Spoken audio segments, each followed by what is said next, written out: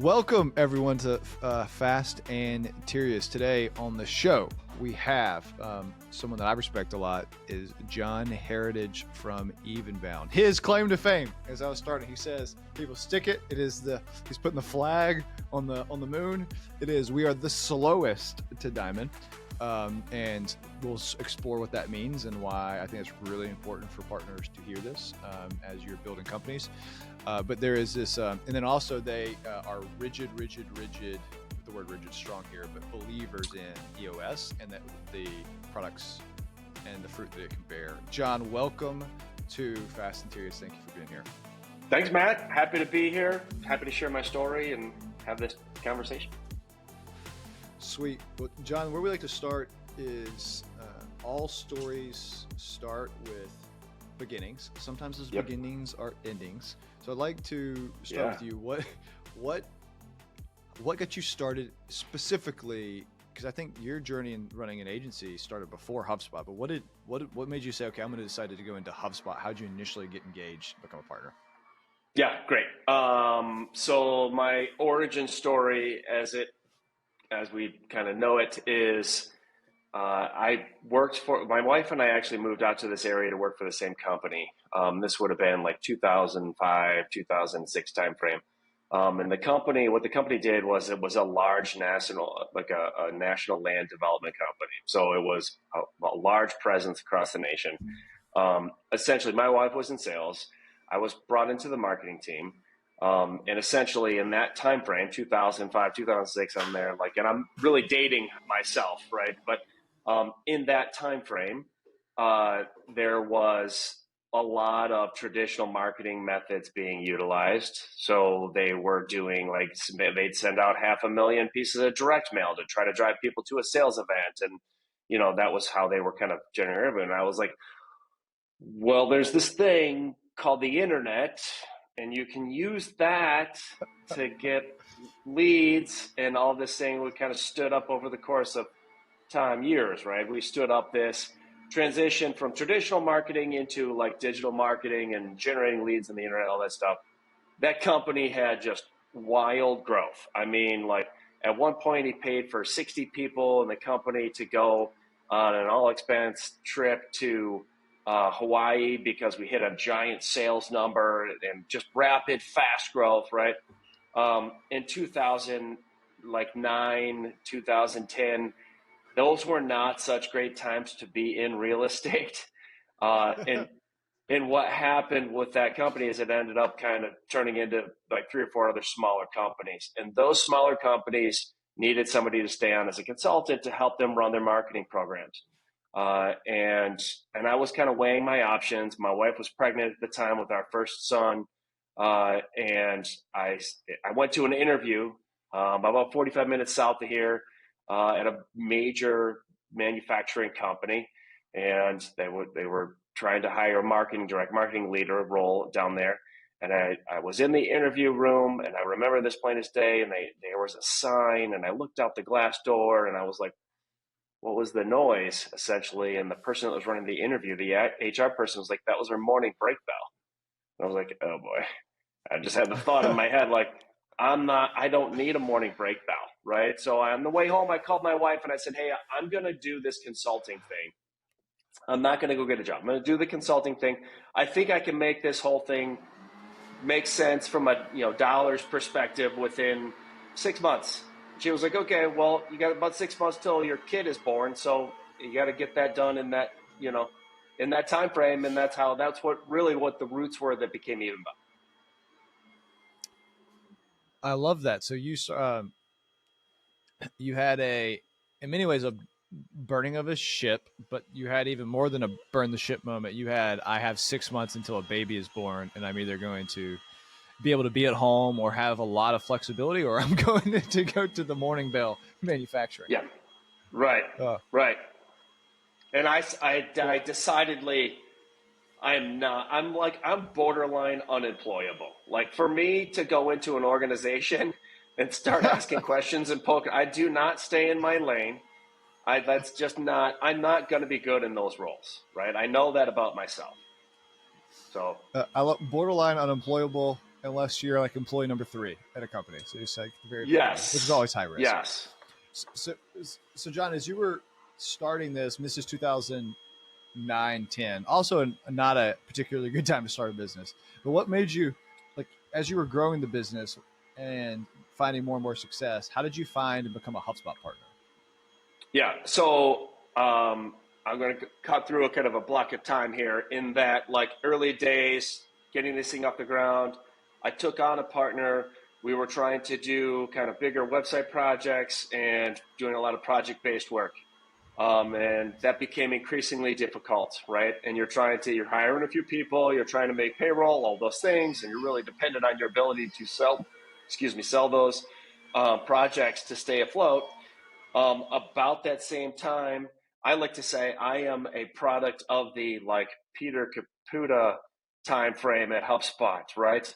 The, like, heavy duty partner enablement. If you're gonna, if this partner program is going to be successful, you need to teach these partners how to sell retainers and how to sell technical services and, all those things. So that's how I got sucked into that program. I say sucked in, but that's how I got a foothold in that program, which took my business in a very different direction than what we were doing, away from project-based work into retainer-based work, and going all in on HubSpot. We bought HubSpot, we utilized it, we sold it to our existing client base and saw some success there. That's kind of how we started down that path. Well, I'm interested in this. I was interacting with a LinkedIn post the other day, and I done this just when I talked to. Now I'm talking to lots of agencies or consultancies, depending on what we're branding ourselves as. At that point. Yep. Yeah. And understanding even today, as we think about today, what is your current break between project work and retainer work, and how have you seen that percentage change over time, and what do you think is a healthy balance today? Awesome question. We are 80-20. So 80, basically, we hawk on that MRR number as much as possible, right? It's about 80% of us, and then the other 20% we make up with, like, technical projects or, miscellaneous project-based work that is an inevitability of having the technical team that we have, and that type of thing. And then may pop up that a project outside of our, regular retainer work that becomes increasingly more frequent. But usually it's, on any given month, especially in the last 12 to 18 months, it's been about 80-20. I think it's important for partners to hear, specifically as and we're going to get into how you grew, where you're at right now with employee and revenue. But there's this reality that there's this thing called cash flow, and you got to be able to pay bills. And yes, what projects are really good about is creating cash flow often, and like having some guarantees. However, it's really difficult to hire and build long-term business just on project-based work. So it's this like constant battle as you think through it. John, today, as we talk about the slow and steady, you are now a diamond partner. What is what does that look like in terms of employees and revenue today? We skipped over the time frame because of and I think it's like one thing that it's amazing to me to see the difference pre and post COVID in the HubSpot ecosystem. There's a very different model for us, and I just think it's worth pointing out. Pre-COVID was a heavy load of marketing and creative services with some technical and strategic consulting. And the market, I think, post-COVID has done this. And AI is doing this. So I think that's from my perspective, and I've been doing this for a little while, so I've seen a lot of seasons of change and all that stuff. To me, the most notable thing in our whole story is that was a big shift. If you zoom in, if you look at any growth story, it's this kind of up and down, but at an upward trajectory. If you zoom in, during COVID, first month of COVID was just revenue was boom, just bottom fell out, right? But within, we calculated this, within 43 days, I think it was, we were up to where we were before and past it. So it was just this sudden shock that went way down and then way back up. And to me, that was wow, this business is really resilient, don't get sucked into the daily, weekly, panic of, oh my gosh, things are rough. It's if you're building a good sustainable business, doing things the right way, and systems and processes and all those things that it's way more resilient than what you think it is. That's sage advice, only learned through experience. What You do went you through think? COVID too. That was rough, right? Well, yeah, my COVID experience is I lost my job, Yeah, and or it, that's it. and then started building a consultancy. So I probably jumped onto the hit the wave as it was technical consulting was becoming more, and just hit that wave and got very lucky. I think Yeah, there's something to be said about people who started, endured, and then have overcame and switched. yeah. As you're thinking about where you're at today with employees and revenue, what do you think makes during that switch? What are the, if you're taking two first principles, what are some first principles that made you resilient when the rest of the world is, when there's some people that are very fearful of what's happening next? Go slow. Go slow. Take your time. Build something. Build something that is solid. Build a good solid foundation. We're still under $5 million. Like, I'm not getting into specific details, but like for whatever that frame of reference is worth for most people, and I don't know what the total ecosystem. I would imagine across all tiers, most HubSpot partners, it's got to be most of them are still under $5 million. Yep. Most of them, right? And that's not to say I think people put a lot into top line revenue numbers and not enough into bottom line revenue.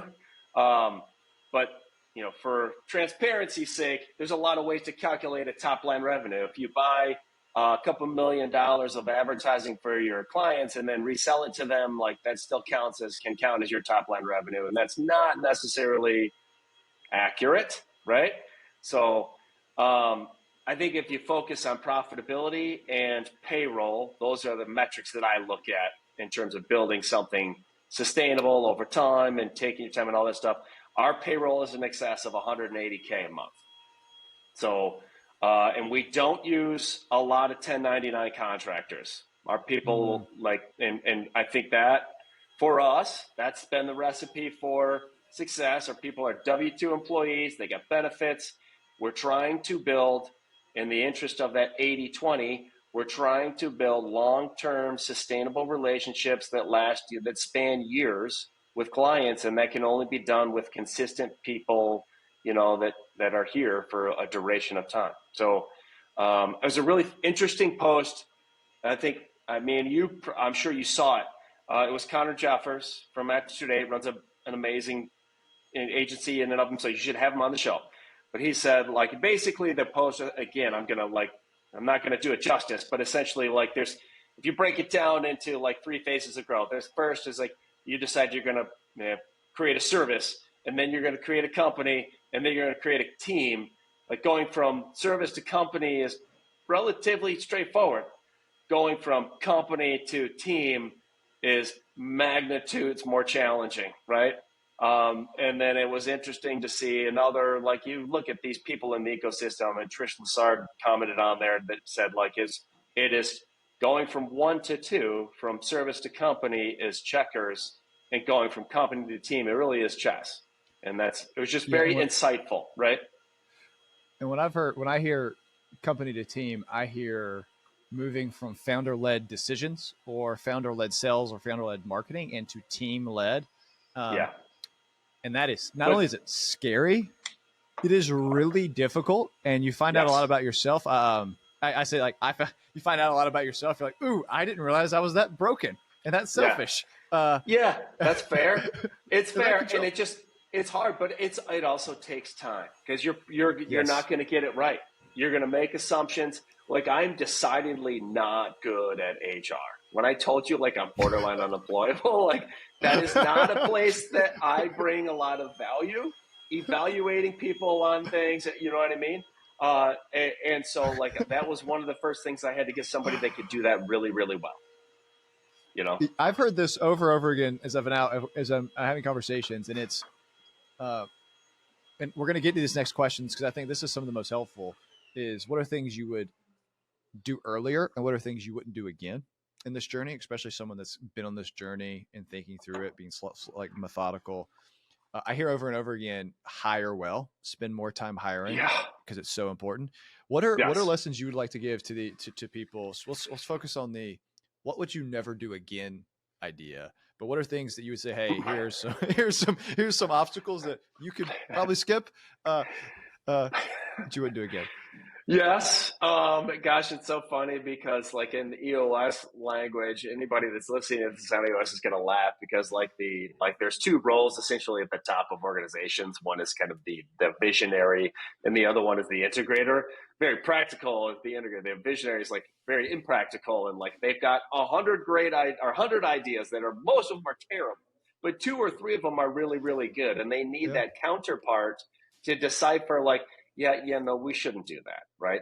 And I've had plenty of terrible ideas. The thing I would say is identify which of those 2 roles you are. If you are really good at operations and you're really good at systems and process, all that stuff, like you're probably in a good seat. If you're more of a visionary person, make sure you have that counterbalance to yourself so that they are like checking everything that you're doing. You're not spinning people up over here and, on things that they probably shouldn't be on.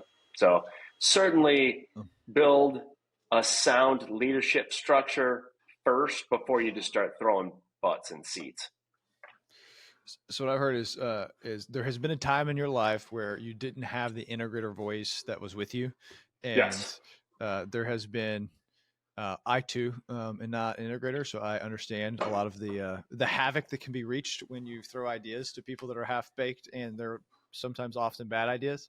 And then with a good one mixed in, and it leaves people completely. It's a whirlwind. So it is funny to be in that seat though, and have people be like, "Oh, this is another one of those ideas," and then like you see it play out over like a month, and then it hits, and everybody else is like, "What the?" I'm like, "I told you, right?" Yeah, you're like, I told you that was a good idea, and they come back and they're like, "Okay, we'll do it," and it feels maybe he's not a complete maniac. So the practical case of that is like we were headed down a development path with this client, and they were building this whole thing, and I'm like, "You don't want to build it that way." They were building a whole thing on top of WordPress. I'm like, "You're building on an island, dude." Like 6 months from now, you're going to say like, "Oh, well, now we want to take this whole data structure and we want to do this and we want to do this and we want to do this." And you're like, "Yeah, we are going to do it." I'm like, "You're on the wrong thing. You got to cut your losses because you built in this direction at this point, and you got to go over here." And everybody on the team was like, "They are not going to bail on that and go, jump ship and go over to HubSpot." And I'm like, "Yes, they will. They have to." The product that they're on will not allow them to do it. They're like, "It's going to be too much money." I'm like, "No, it doesn't matter. That's not the point. The point is they can't get to their vision without it, right?" And just funny to see how that, that perspective can be valuable, especially in the like conceptual sales, visioning, all that stuff. What is something you wish? So one thing you would have done earlier is have some integrator voices combined with the vision. It can let you create the sturdy foundation. What's something you wish you would have done earlier? I wish I would have jumped on EOS from the gate. And then I also have another friend he's in an agency near here in Grand Rapids. Great shop. They do a lot of heavy duty branding and things like that, more B2C focused. But they run an EOS too. So he and I share notes from time to time. And he said, you're only, it's a 90-10 thing. And if you go all in on the EOS system and hire somebody to be your implementer and run really rigidly, you're going to get all the value is in that last 10%. And I just thought that was like super fascinating, pivotal for us, right? To really go in on that system and use it to the degree that we are now has been a big difference maker. I wish I would have done that from the beginning.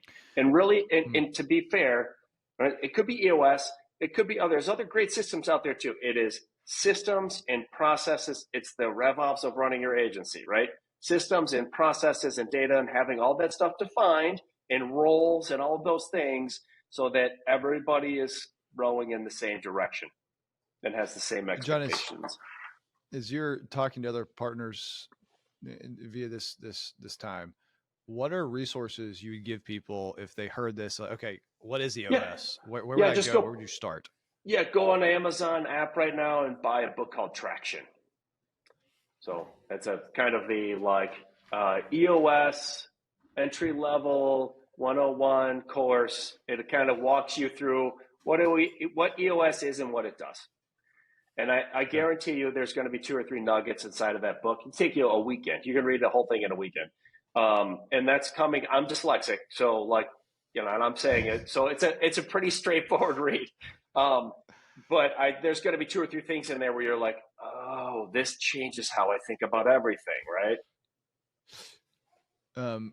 When you implement EOS, did you bring a consultant in to help? I didn't right away. That's what I was referencing earlier. We started on our own. We self-implemented, and we did make some good progress there. I wish I would have brought in an implementer from the start. I wish I would have just spent the money and done that right from the start. Well, you hear it from the source. Do EOS earlier. Get someone to bring a consultant to get help. Yeah. Get help. Get help. And it's, what's funny about it? It's the same thing that we tell to our prospects and our clients, right? Like you can buy it on your own. You can go through HubSpot onboarding. You can do those things, right? But you're not going to get the full value out of it. And HubSpot's ROI report just backs that up. Like, get the expert help that you need to make sure that you're successful, right? Does it matter to you or not? And if it does, then invest in that, right? John, as we start closing up, one thing I like to end on a thought, especially you as a visionary, is what's your next big bet for Evenbound? What are you betting on coming up this new year? So we have a couple of things that we are getting prepared to roll out, new partnerships. I would say I think there's a ton of opportunity as we elevate our position on technical and strategic consulting. There's obviously a lot of opportunity around AI and diversifying the partnerships, the technical partnerships that we have, and kind of doing more things on that front. In a wider variety of ways, right? So coming into a company and embarking on identifying the opportunity and, helping them roadmap a strategy to adopt things like AI or other, tools and systems to help them grow, right? Because I think across the entire marketplace, there is a wide comprehension and understanding of things like RevOps, right? But there's also a large amount of people that don't really know what that is and aren't even ready for it yet. And they need a whole set and a whole suite of things in order to paint the path, to paint the picture and pave the path for them to get to that point, right? Yeah, and then how do you build? And is it possible to leverage AI to help paint that path? I did earlier. It is possible. I raised my hand. I raised my hand saying, "Hey, my name is Matt Bolian, and I don't actually use AI much yet." And just out there, so there are still a lot of people, including myself, that are not using it. Maybe you can help me. I could do a whole thing. Yeah, if you want to, yes, we could do a whole thing on it. Maybe that'd be a fun series to do this separate. This is how I use AI. Yeah, I use AI right now to there's a very difficult conversation on my text message. I didn't know how to respond to it, so I copied and pasted it in ChatGPT, and I said respond to it, and I gave it some parameters, and I sent it, and my wife goes, "That's the most thoughtful and caring thing you've ever said." And I felt so bad. I was like, I didn't write it. ChatGPT did, but that's the only practical thing. You should have been like, you know what? I appreciate that. I put a lot of thought into it. Yeah, it's the least amount of thought I've ever put into a response. So yeah, it will transform things. And there's an example. I think, John, it takes people go ahead. This has been fun. How can people find you after today if they want to talk about EOS or you've been in the ecosystem for a long time? How they get in touch? Hit me up on LinkedIn. I try to connect with as many people that are in our shared ecosystem as possible. I would offer, if there's anything that anybody heard in here that they want to have a broader discussion around them, I'm very open to connecting with people one-on-one, sharing stories, sharing successes, telling people to avoid things that I know you should avoid and that type of thing. So I love all those conversations, right? I get better when we get better. So that's why I love what you're doing. the rising tide raises all ships. It does, So, indeed. here comes the orange wave. If you don't, if you're just listening to voice, there's a big wave in the back of John. The great wave. The great wave. With total different significance with much more, but I just decided to call it the orange wave. John, appreciate you. Thank you for being on Fast and Tierious. You stay awesome. Keep doing it big. Thanks, Matt. You too. See ya.